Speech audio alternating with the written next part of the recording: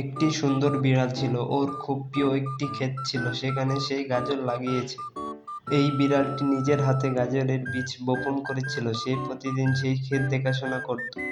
গাজরের ছোট চারা গজিয়ে উঠেছে, বিড়াল খুব যত্ন নিয়ে পানি দিচ্ছে, আগাছা পরিষ্কার করছে। প্রতিদিন সে সূর্য ওঠার আগে গিয়ে গাজরের গাছের যত্ন নিত, তার ক্ষেত যেন ছিল তার সন্তানের মতো।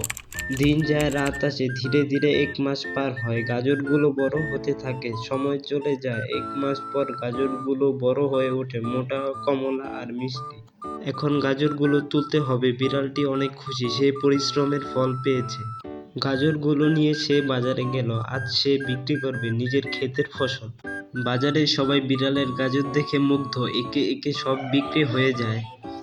বাজারে সবাই ওর গাজর দেখে অবাক, কত সুন্দর, কত টাটকা, সব গাজর বিক্রি হয়ে গেল। বিড়ালটা আজ শুধু গাজর বিক্রি করেনি, সে অর্জন করেছে পরিশ্রমের সাফল্য।